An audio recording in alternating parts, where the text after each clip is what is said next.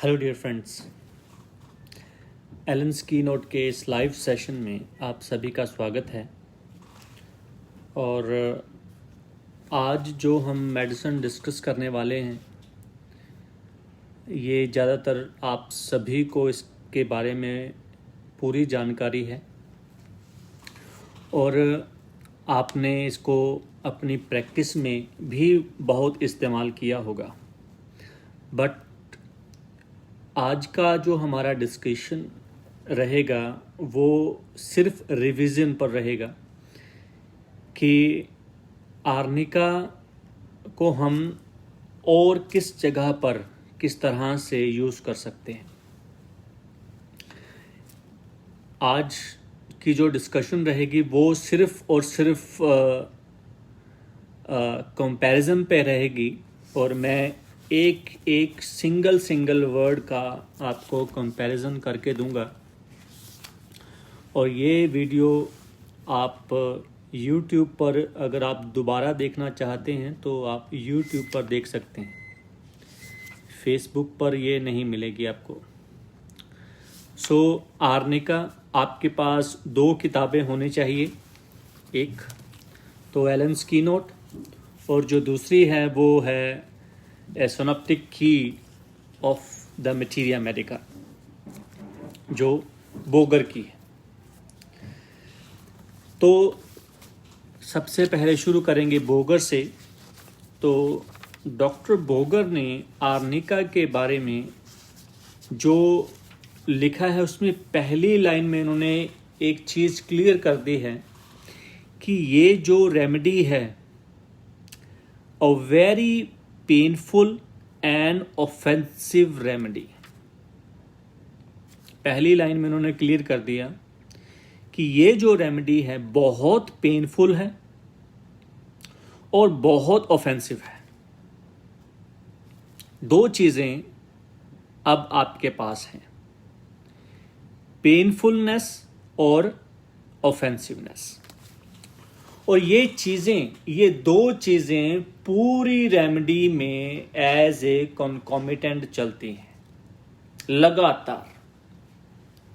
A very painful and offensive remedy, 2 चीज़ें, ये चाहे फीवर है, चाहे कफ है, चाहे एब्डोमिनल कंप्लेंट है, चाहे पेन, मसल पेन है, जॉइंट्स पेन है, इन सभी में आपके पास 2 चीज़ें रहेंगी, पेनफुलनेस और ऑफेंसिवनेस। जैसे जैसे हम आगे बढ़ेंगे वैसे वैसे ये चीज़ें और क्लियर होती जाएंगी। पेनफुल, ऑफेंसिवनेस और थर्ड जो इसमें इम्पोर्टेंट चीज़ है वो है प्रोग्रेसिव वीकनेस। प्रोग्रेसिव वीकनेस आपको बहुत सारी रेमेडीज में मिलेगी। आर्सेनिक है जिसमें प्रोग्रेसिव वीकनेस है। प्रोग्रेसिव वीकनेस नहीं, वहाँ पर प्रोग्रेसिव एमेसिएशन कहेंगे। आर्सेनिक जो है प्रोग्रेसिव एमेसिएशन में ज़्यादा हम यूज़ करते हैं। यहाँ पर प्रोग्रेसिव वीकनेस है। प्रोग्रेसिव वीकनेस, लगातार पेशेंट फील करता जाता है कि वो वीक हो रहा है, कमज़ोर हो रहा है लगातार। And has absorbent action. ये जो जनरल इंफॉर्मेशन है जो बोगर ने दी है, ये जनरलाइज अगर हम इसे करके देखें तो जनरलाइज में इन्होंने जो आर्निका की कोर एक्शन है, जो किसी पेशेंट के बारे में हमें जानकारी होनी चाहिए, वो इंफॉर्मेशन दी है। Has absorbent action. Absorbent action का मतलब क्या है कि किसी पर्सन के चोट लग गई, चोट लगने के बाद वो सारा का सारा हिस्सा नीला हो गया, स्वेलिंग हो गई और स्वेलिंग नहीं जा रही, तो उस स्वेलिंग को खत्म करने के लिए उस इन्फ्लामेशन को ख़त्म करने के लिए जो मेडिसिन दी जाती है उसे एब्जॉर्बेंट यानी कि चोट लगने के कारण उसके इफेक्ट को खत्म करने के लिए जो हम दवाई देते हैं वो है आर्निका, और इसे एब्जॉर्बेंट एक्शन बोलते हैं। इंजरी हो गई, वहां पर फ्लूइड इकट्ठा हो गया और उस फ्लूइड को एब्जॉर्ब करने के लिए दोबारा जो हम मेडिसिन देते हैं उसे एब्जॉर्बेंट मेडिसिन या एब्जॉर्बेंट रेमेडी बोलते हैं। तो यहां पर आर्निका का जो एक्शन है वो एज ए एब्जॉर्बेंट रेमेडी के रूप में किया जाता है। और फाइनली जो चीज है इसमें सबसे इंपॉर्टेंट है वो है शॉक। शॉक के लिए हम ज्यादातर एकोनाइट या ओपियम की तरफ भागते हैं, मगर शॉक की सबसे बढ़िया रेमेडी है आर्निका, जिसमें चाहे वो मेंटल शॉक है चाहे वो फिजिकल शॉक है, दोनों कंडीशन में आर्निका को इस्तेमाल किया जाता है। दोनों कंडीशन में, मेंटल शॉक और फिजिकल शॉक, हम इनके बारे में थोड़ी डिटेल में बात करेंगे, मगर हम बेसिक जो आर्निका के बारे में है वो हम लेकर आगे बढ़ेंगे। सो नेक्स्ट जो हम इसमें एलन्स की नोट लिखते हैं उस पे आते हैं। आपके पास ये दोनों बुक्स हों ताकि आपको एक एक चीज क्लियर होती जाए, और जो चीज आपको समझ में ना आए तो आप पूछ सकते हैं। एक चीज और जो बोगर ने लिखी है वो उसका स्टार्टिंग पेज है, जो ऊपर जो उन्होंने रीजन और वॉश और बैटर यानी कि मोडेलिटी दी है उसे एक बार जरूर पढ़ लें। उसमें इन्होंने दिया है कि इंजरीज को उन्होंने मोडेलिटीज में कवर किया है, यानी कि जो इंजरीज हैं, जो चोटें हैं, वो किस तरह की होती हैं और किस तरह से वॉश करती हैं। ब्रूजेस आप सभी जानते हैं, जिसको हम जैसे कहीं जा रहे हो, गिर गए, गिरने के बाद जो ऊपर की जो स्किन है वो छिल जाती है, तो छिलने के बाद जो जख्म बनते हैं उन्हें ब्रूजेस बोलते हैं। Injuries, shock, sudden bruise injury, blunt injury को फिजिकल शॉक में लिया जाता है, जो अनएक्सपेक्टेड है। फॉर एग्जाम्पल, आप चल रहे हैं, चलते चलते चलते आपका सिर किसी ऊपर के या डंडे से या कहीं किसी दीवार से टकरा गया, तो ये अनएक्सपेक्टेड है, this is called blunt injury. उसके बाद जारिंग होते हैं झटके, जैसे कि आप बस में हैं और एकदम से खड्डा आ गया और खड्डे में जब टायर उछला तो आपको एकदम से झटका लगा, दिस इज कॉल्ड जारिंग, झटका लगना। लेबर, उसके बाद ओवर एक्सर्शन और स्प्रेन, ये सारी चीजें जो हैं वो इंजरीज पैदा करती हैं, और इंजरीज इनके कारण वर्ष भी होती है, बढ़ती भी है। उसके बाद है टच, और ये आप सभी जानते हैं, टच एग्रावेट, चाहे किसी भी कंडीशन में हो। इवन कि अगर आर्निका की तरफ कोई उंगली भी करता है तो इसको ये लगता है कि अगर ये इसे टच करेगी तो इससे पेन होगा। और मैं पहली ही लाइन में आपको ये बता चुका हूं कि arnica is a painful remedy, painful remedy, सभी जगह पेन ही पेन है। उसके बाद है आफ्टर स्लीप, इसे एग्रावेशन है, मोशन एग्रावेशन है, ओल्ड एज एग्रावेशन है, अल्कोहल एग्रावेशन है। ये दो चीजें नोट कीजिए, ओल्ड एज और अल्कोहल, ये दोनों चीजें, और ये इसके बारे में जो इंफॉर्मेशन है वो और कहीं ज्यादा नहीं लिखी हुई, एलन्स की नोट में फ्रॉम वाइन लिखा है, मगर बोगर ने इसको और जनरलाइज किया है। उन्होंने कहा है कि alcohol in any form aggravate arnica patient. So आगे चलते हैं।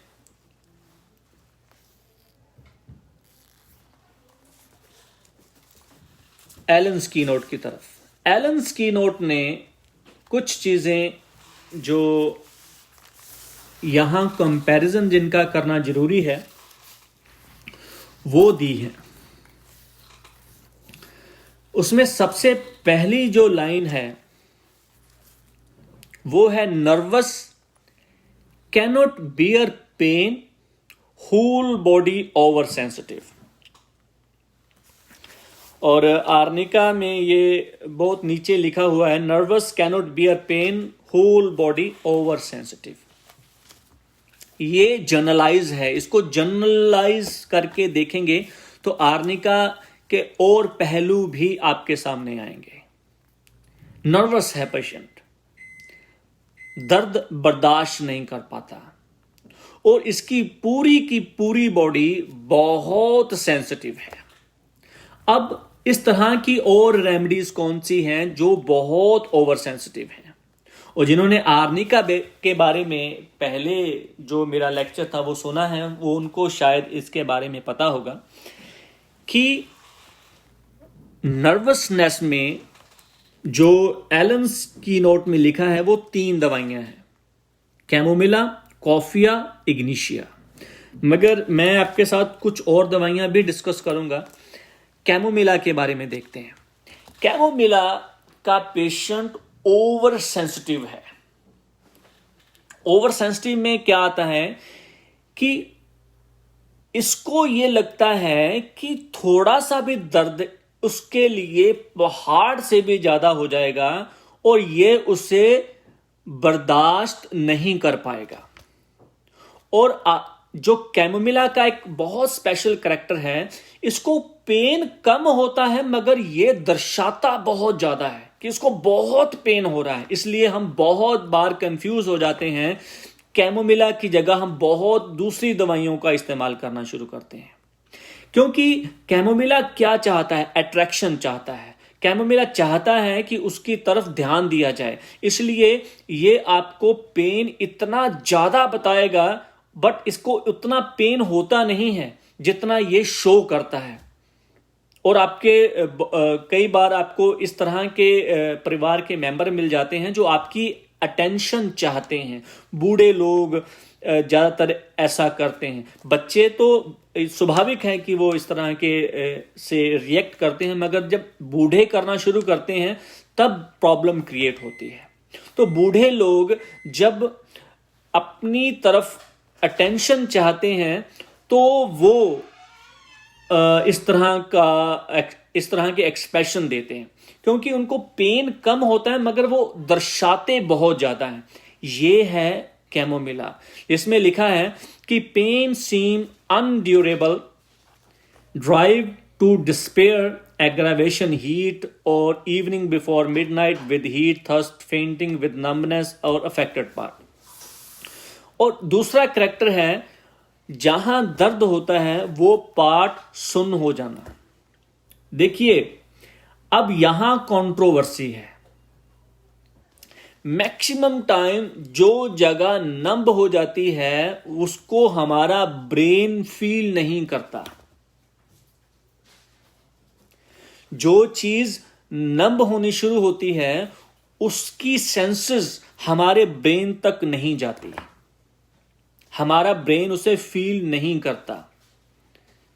तो यहां पर क्या है कि जो पेनफुल जगह है वो नंब होना शुरू हो रही है। तो यहां पर थोड़ा सा सोचने वाली बात है कि जो चीज नंब हो रही है उसका पेन कैसे फील होगा। तो यहां पर कैमोमिला को पेन इतना ज्यादा नहीं होता जितना कि वो एक्सप्रेस करता है। दूसरी दवाई है कॉफिया। कॉफिया में थोड़ा सा ऑपोजिट है। Coffea over sensitiveness, all the senses more acute, slight hearing, smell, taste, touch. Pain are felt intensely, seem almost insupportable, drive patient that disappear, tossing about the anguish. यहां पर बिल्कुल opposite है coffea. Coffea का patient कभी भी pen express नहीं करता, उसके चेहरे से लगता है कि इसको बहुत पेन हो रहा है। देखिए बिल्कुल ऑपोजिट है कैमोमिला के। कैमोमिला को इतना पेन नहीं होता जितना वो एक्सप्रेस करता है। कॉफिया को पेन इतना होता है कि वो एक्सप्रेस नहीं करता, बट उसके चेहरे से आपको यह लग जाएगा कि यार वाकई इसको बहुत पेन हो रहा है, बहुत पेन हो रहा है। यह डिफरेंस है दोनों में। कैमोमिला एक्सप्रेसिव बहुत है, बहुत शो ऑफ करता है। कॉफिया शो ऑफ नहीं करता, मगर उसके चेहरे से, उसके हाव भाव से ये हमें पता चलता है कि वो बहुत बहुत बहुत पेन में है, बहुत पेन में है। और थर्ड रेमेडी है ignatia. Ignatia specially suited to nervous temperament women of sensitive easily excited nature. मगर इग्निशिया की एक क्वालिटी है कि वो दर्द में होने के बावजूद भी, पेन में होने के बावजूद भी, बहुत पेन हो रहा है, पेट दर्द हो रहा है, बुखार हो रहा है, मसल पेन हो रहा है, कभी भी अपना काम नहीं छोड़ती, दूसरों के लिए करना नहीं छोड़ती, परिवार के मेंबर के लिए करना नहीं छोड़ती। और आपको कभी भी कहीं भी ऐसी लेडी मिले जो दर्द में है मगर फिर भी वो काम कर रही है, गिव इग्निशिया और रिजल्ट्स देखिएगा, इमीडिएटली रिजल्ट्स मिलेंगे आपको। एक्सेसिव पेन, बहुत पेन हो रहा है, दर्दें हो रही हैं, फीवर है, पेट दर्द है, मस्कुलर पेन है, जॉइंट्स पेन है, मगर फिर भी काम कर रही है, इग्निशिया। वो इग्निशिया है। आप उसे मेडिसिन दीजिए, इमीडिएटली रिजल्ट मिलेगा, इमीडिएटली। उसके बाद जो सेंसिटिवनेस में आती है वो है काली कार्ब। काली कार्ब में लिखा है cannot bear to be touched, started when touch even so slightly, especially on the feet. इतनी सेंसिटिव है एज आर्निका। आर्निका को फियर है, डर है कि अगर वो हाथ उसे लगेगा तो उसे पेन होगा। काली कार्ब कहता है cannot bear to be touched, हाथ लगवाना बर्दाश्त नहीं है, एकदम से डर जाता है, स्टार्टेड। और जब उसके पैर को हाथ लगाया जाता है, सेंसिटिव है। नेक्स्ट रेमेडी है नक्स वोमिका। ओवर सेंसिटिव है टू एक्सटर्नल एक्सप्रेशन। नॉइस है, ऑर्डर है, लाइट है, म्यूजिक है। ये क्यों है? वो क्यों ओवर सेंसिटिव हो गया है? क्योंकि उसकी जॉब, उसका काम उसको इस लेवल पर पहुंचाने के लिए रिस्पॉन्सिबल है।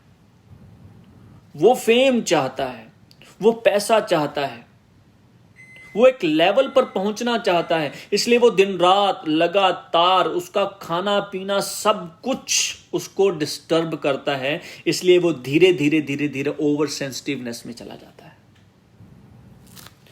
और ट्रिफलिंग एलिमेंट आर अनबियरेबल। और छोटी से छोटी चीज भी, फॉर एग्जाम्पल ये पेन पड़ा है और ये पेन को हल्का सा भी किसी ने यहां से उठाकर कहीं और रख दिया तो इसकी डिस्टर्बेंस शुरू है। इतनी डिस्टर्बेंस, इतनी मेंटल डिस्टर्बेंस रहती है नक्स वोमिका में। और ये एवरी हार्मलेस वर्ड ऑफेंड, अगर इसको किसी ने प्यार से भी बुला लिया इसको तब भी प्रॉब्लम है, इसको तब भी प्रॉब्लम है। ये डिफरेंस है। और ये छोटे छोटे एक्सप्रेशन, जब तक एक्सप्रेशन समझ में नहीं आएंगे तब तक रेमेडी समझ में नहीं आएगी। Harmless word make disturb nux vomica, किसी ने प्यार से बुला लिया, किसी ने वैसे ही हेलो कर दिया, इसको डिस्टर्बेंस है, इसको प्रॉब्लम शुरू हो जाती है, इसको गुस्सा आना शुरू हो जाता है। This is nux vomica. और lachesis, great sensitiveness to touch throat, stomach और एब्डोमेन। थ्रोट में, स्टमक में, एब्डोमेन में अगर किसी ने हाथ लगा दिया तो ये बर्दाश्त नहीं करता। सो ये डिफरेंस है सिर्फ सेंसिटिवनेस में, जिसमें हमारे पास आर्निका, कैमोमिला, कॉफिया, एग्नीशिया, कालिकार्प, नक्सवोमिका, लैकोसिस आती है। और डिफरेंस देखिए, सिर्फ एक्सप्रेशन का डिफरेंस है और एक्सप्रेशन ही समझ में आना चाहिए। होम्योपैथी में एक्सप्रेशंस बहुत मायने रखते हैं और ये जनरल एक्सप्रेशन है, ये कॉमन एक्सप्रेशन नहीं है, ये पर्टिकुलर नहीं है, ये जनरल है। और जो जनरल, क्योंकि ऑब्जेक्टिव सिम्टम्स बहुत बहुत बहुत इंपॉर्टेंट होते हैं, क्योंकि ऑब्जेक्टिव सिम्टम पेशेंट कॉन्शियसली नहीं देता, ये सबकॉन्शियस माइंड से निकलते हैं और ये बहुत इंपॉर्टेंट है। और ये एक्सप्रेस करते हैं किसी भी रेमेडी को जनरलाइज, ये हेल्प करते हैं हमें रेमेडी को जनरलाइज करने में। नेक्स्ट जो है, जो आप सभी इसके बारे में जानते हैं कि everything on which he lies seem too hard, complain constantly of it and keep moving from place to place in search of soft place. ये आर्निका है कि ड्यूरिंग फीवर वो कहीं पर भी लेटता है तो वो सरफेस हार्ड में फील होता है, हार्ड सरफेस फील होता है। और ये कंप्लेन करता है, छोटी छोटी चीज की कंप्लेन करता है, कभी इधर चला गया, कभी इधर पासा मार लिया, कभी इधर चला गया, कभी इधर चला गया। इसलिए वो हिलता डुलता रहता है, क्योंकि वो सरफेस हार्ड फील होता है। जब वो मूव करता है तो कुछ टाइम के लिए उसको ये लगता है कि जो साइड उसने चेंज की है वो सॉफ्ट है, मगर थोड़े टाइम बाद फिर उसको वो चीज हार्ड लगनी शुरू हो जाती है। ये आर्निका का करैक्टर है। इसके साथ हमारे पास कुछ दवाइयां हैं, जैसे कि बैप्टीशिया को भी ऐसी फीलिंग होती है। फाइटोलिका में क्या होता है कि feel sore all over from head to foot, सिर से लेकर पैरों तक उसे हर एक चीज में पेन होता है, मसल सो रहते हैं, मसल्स में अकड़ा आ जाता है, जिसे हम स्टिफनेस बोलते हैं। Can hardly move without groaning, इस तरह के वो आवाजें निकालता है, इस तरह से पेन होता है, उसको सोरनेस फील होती है। तो वो जब मूव करता है तो मूवमेंट से उसको पेन होता है और पेन से वो कहराता है। उसके बाद रस्टॉक्स है। रस्टॉक्स भी आप सभी को जानते हैं कि उसको सोरनेस होती है, बट धीरे धीरे जब वो मोशन में चला जाता है तो वो पेन कम हो जाता है। Ruta all part of the body on which he lie are painful as if bruised. और हमेशा याद रखिएगा कि जब एक ही पेशेंट में आपको आर्निका के भी सिम्टम मिले और रस्टॉक्स के भी सिम्टम मिले, फिर से सुनिए, अगर आपको किसी पेशेंट में आर्निका और रस्टॉक्स के दोनों के सिम्टम एक ही टाइम पर मिलते हैं तो आप उसे रूटा दीजिए, क्योंकि रूटा में आर्निका और रस्टॉक्स दोनों के सिम्टम एक ही टाइम पर मिलेंगे। तब आपको ना तो आर्निका देनी है ना रस्टोक्स, सिर्फ रूटा प्रिस्क्राइब करनी है। स्टेफिस all the limbs are sore as if bruised and as if there was no strength in them। स्टेफिसगेरिया में लिखा है कि उसको पूरे के पूरे शरीर में दर्दें होती हैं जैसे आर्निका में होती हैं, मगर इसमें डिफरेंस क्या है कि उसको ये लगता है कि उसके जो हाथ पैर है उसमें जान ही नहीं है, उसमें जान ही नहीं है। ये स्टेफिसगेरिया है। चाइना इज सोर ऑल ओवर, पूरे शरीर में दर्द, जॉइंट्स में दर्द, बोन में दर्द, पेरियोस्टियम में दर्द, ऐसा लगता है जैसे वहां पर स्प्रेन हो गया हो, जैसे वहां पर मोच आ गई हो, इतना पेन होता है। और ये पेन स्पाइन, सैक्रम, नीज और थाइज में मैक्सिमम रहता है। पायरोजिनम में भी उसे बेड जो है हार्ड फील होता है, जिस तरफ वो लेटता है वो पार्ट सोर और ब्रूज रहता है, बहुत ज्यादा रेस्टलेसनेस होती है और जब वो मूव करता है तो मूवमेंट से जो सोरनेस है वो कम हो जाती है। उसके बाद है ओपियम में भी इसी तरह के सिम्टम हैं, मगर ओपियम को जहां पर आर्निका को, बैक्टीरिया को, पायरोजिनम को बेड हार्ड लगता है, वहीं ओपियम को बेड हॉट लगता है, गर्म लगता है। Bed feel so hot she cannot lie on it, वो उसे लगता है कि मैं इस पे लेट नहीं सकती, ये तो बहुत गर्म है, और वो इधर उधर भागता है ताकि उसको कोई ठंडी जगह मिल पाए। देखिए बिल्कुल माइन्यूट डिफरेंस, बहुत माइन्यूट डिफरेंस है, मगर हमें सुनना है और समझना है कि पेशेंट कहना क्या चाहता है, क्या कहना चाहता है। हार्ड और हॉट, जहां बैक्टीरिया, आर्निका, फाइटोलैका, रूटा, पायरोजिनम को बेड हार्ड महसूस होता है, वहीं ओपियम को बेड हॉट महसूस होता है, गर्म लगता है उसको। वो वहां पर रुक नहीं सकता, उसको सर्च करनी पड़ती है, इधर उधर भागना पड़ता है ताकि उसको कोई कोल्ड स्पेस मिल सके। उसके बाद है tingling in the outer part, arnica. Tingling ऐसे लगता है जैसे चींटियां घूम रही हूं, जैसे चींटियां चल रही हूं। ये है आर्निका में, और इसमें कुछ दवाइयां हैं, एकोनाइट, आर्जेंटम, नाइट्रिकम, नक्स वोमिका, पल्सिटेला, जिंकम। एकोनाइट में लिखा है कि tingling in the finger, oesophagus, back, tearing in the outer part, ये एकोनाइट में है, मगर ये टिंगलिंग जो है ये इन दवाइयों में प्रेजेंट है। उसके बाद है retention of urine during dysentery, arnica. इसमें दो दवाइयां हमेशा याद रखिए, मर्ककोर एंड मर्कसोल।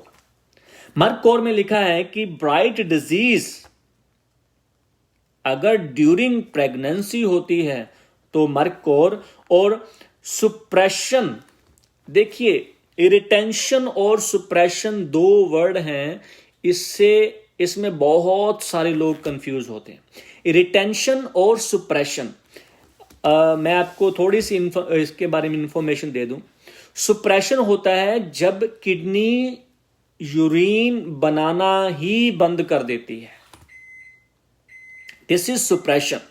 रिटेंशन होता है कि किडनीज यूरिन बना रही हैं इक्वल अमाउंट में नॉर्मली, बट ब्लैडर में वो इकट्ठा हो रहा है और वो यूरिन आगे नहीं जा रहा, this is called retention.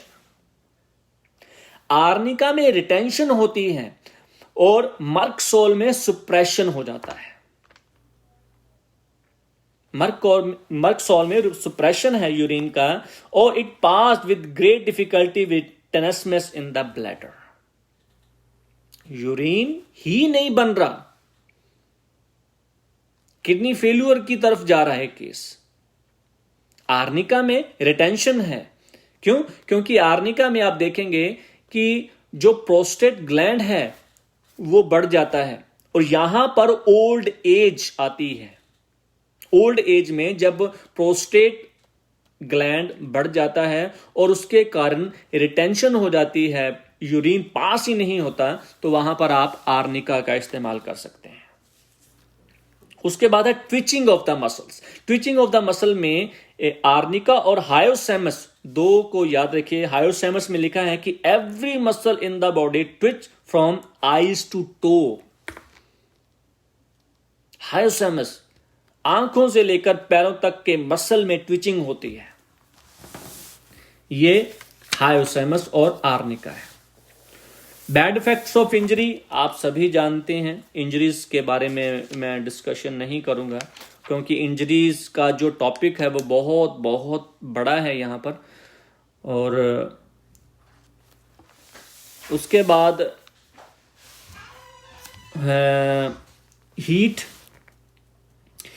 Heat of the upper part of the body, coldness of the lower, ये आर्निका है। और द फेस, हेड और face alone is hot and the body is cold. इतना चेहरा गर्म रहता है कि पूरी की पूरी बॉडी ठंडी रहती है।